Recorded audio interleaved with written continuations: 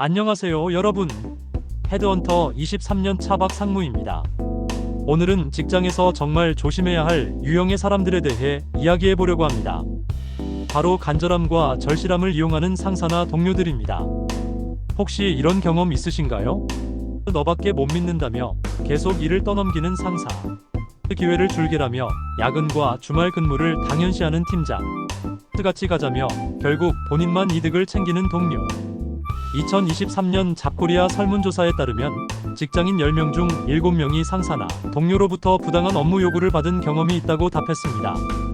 특히 이 30대 직장인들이 이런 상황에 가장 많이 노출되어 있다고 나타났죠. 오늘은 이런 사람들의 유형과 특징, 그리고 어떻게 대처해야 하는지 자세히 알아보겠습니다. 끝까지 시청하시면 여러분의 직장 생활이 훨씬 편해질 거예요. 파트 1. 간절함을 이용하는 사람들의 유형. 1. 상사. 첫 번째는 권력을 이용하는 상사 유형입니다. 이들의 가장 큰 특징은 기회를 줄게라는 말을 자주 사용한다는 것입니다.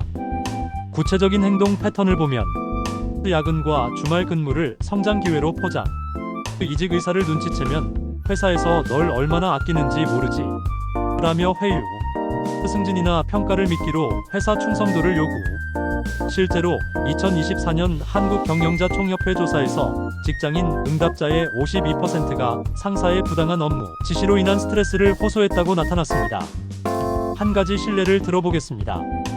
P씨는 입사 2년차 직원이었는데 상사가 너를 키우고 싶어서 그런다며 계속 추가 업무를 맡겼습니다. 처음엔 성장 기회라고 생각했지만 알고 보니 상사가 자신의 업무를 떠넘기고 있었던 거죠. 결국 P씨는 번아웃으로 병가를 내야 했습니다. 동료. 두 번째는 동료 간 이용하는 유형입니다. 이들은 같이 가자는 말을 자주 사용하면서도 결국 본인만 이득을 챙기는 사람들입니다. 주요 특징을 보면 도와달라며 업무를 떠넘기고 성과는 혼자 가져감, 당신의 절박함을 경쟁 도구로 활용, 팀워크를 강조하지만 실제로는 개인 이익만 추구. 고용노동부 2023년 직장 내 괴롭힘 실태조사에서 동료 간 업무 떠넘기기가 전체 직장 내 괴롭힘의 23%를 차지한다고 발표했습니다. 3. 감성 조종형. 세 번째는 감정을 이용하는 조종형입니다. 이들이 가장 교묘하고 위험한 유형이라고 할 수 있습니다. 특징적인 행동을 보면 너밖에 못 믿는다며 감정의 호소, 내가 지금 해주면 내가 평생 기억할게 등 과장된 약속, 힘든 사정을 듣고 위로하는 척 접근한 후 이용. 서울대 심리학과 한 연구에 따르면 직장에서 감정적 조종을 당하는 사람들은 업무 스트레스가 일반인보다 2.3배 높고 이직 의도도 1.8배 높다고 나타났습니다. 특히 이 유형은 상대방의 감정을 정확히 읽어내고 그것을 자신의 이익을 위해 사용하기 때문에 매우 조심해야 합니다. 파트 2. 왜 사람들은 남의 절실함을 이용하는가? 1. 권력 유지 또는 확대. 첫 번째 이유는 권력 유지와 확대입니다. 상사들이 부하 직원의 절박함을 이용하는 이유는 절대 복종 구조를 만들고 싶어 하기 때문입니다. 절실한 사람은 저항하지 않는다는 것을 알고 있거든요. 하버드 비즈니스 리뷰 2023년 연구에서 권력 남용을 하는 관리자의 78%가 부하 직원의 취약점을 의도적으로 이용한다고 발표했습니다. 성과와 보상에만 집중. 두 번째는 성과주의 문화입니다. 성과급 중심의 평가 시스템에서 일부 사람들은 타인의 노력과 희생을 이용해 먹는 구조를 만들어냅니다. 자신의 성과를 위해서라면 동료의 희생은 상관없다고 생각하는 거죠. 실제로 2024년 직장인 대상 설문조사에서 성과 압박으로 인해 동료와의 관계가 경쟁적으로 변했다고 답한 비율이 64%에 달했습니다. 3. 조작적 성향. 세 번째는 개인의 조작적 성향입니다.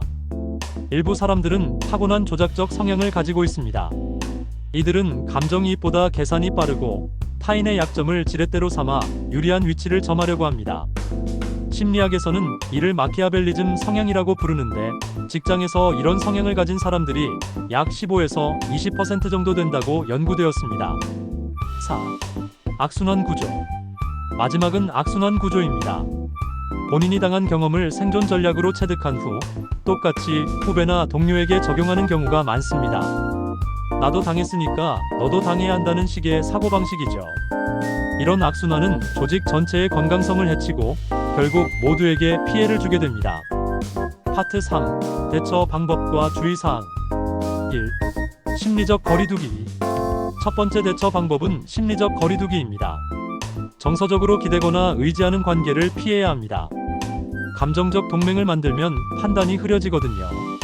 구체적인 방법으로 개인적인 고민이나 어려움을 직장 동료에게 털어놓지 않기, 친한 사이라는 이유로 경계선을 무너뜨리지 않기, 업무와 사적인 관계를 명확히 구분하기.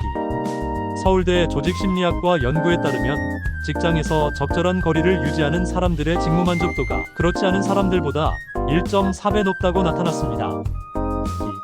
2. 기록 남기기. 두 번째는 모든 것을 기록으로 남기기입니다. 약속, 지시, 요청을 구두로만 처리하지 말고 이메일이나 메신저로 증거를 남기세요. 나중에 방패가 됩니다.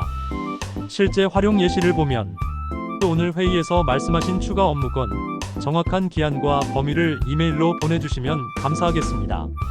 앞서 약속해주신 보상건 구체적인 내용을 문서로 확인하고 싶습니다. 고용노동부 2023년 직장 내 분쟁 해결 사례를 보면 문서 증거가 있는 경우 해결 성공률이 87%에 달했다고 발표했습니다. 3. 기회라는 말에 휘둘리지 않기. 세 번째는 기회라는 말에 진실 파악하기입니다. 이번 기회 놓치면 안 되라는 말은 대부분 협박입니다. 어떤 제안이든 보상과 위험을 명확히 확인해야 합니다. 체크리스트로 이 기회의 구체적인 보상은 무엇인가? 내가 투입해야 할 시간과 노력은 얼마나 되는가? 실패했을 때의 책임은 누가 지는가? 다른 대안은 정말 없는가? 실제로 급한 기회라고 제시되는 것들의 80% 이상이 상대방에게만 유리한 조건이라는 연구 결과가 있습니다. 4. 착함과 호구의 구분. 네 번째는 착함과 호구를 구분하기입니다. 타인의 감정에 동정심을 갖는 것과 자신의 권리를 포기하는 것은 별개입니다. 착함이 아닌 호구로 보이지 않도록 경계선 설정이 필요합니다. 경계선 설정 방법으로 도와드릴 수 있지만 제 업무 마감 후에 가능합니다. 이해는 하지만 이것은 제 담당 업무가 아닙니다. 한 번은 도와드릴 수 있지만 지속적으로는 어렵습니다. 5. 자기 판단 유지. 다섯 번째는 자기 판단 유지하기입니다. 의사결정은 반드시 스스로 해야 합니다. 내가 나한테 잘하면 내가 너를 챙겨줄게라는 식의 거래는 조종의 시작입니다. 판단 기준으로 이 결정이 내 장기적 이익에 도움이 되는가?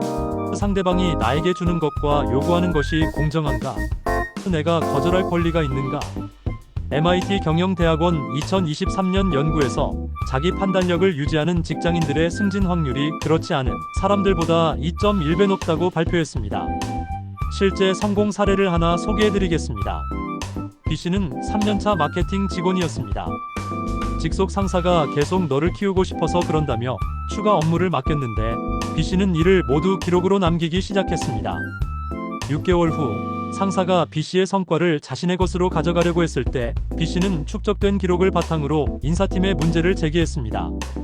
결과적으로 B씨는 정당한 평가를 받을 수 있었고 해당 상사는 경고 조치를 받았습니다.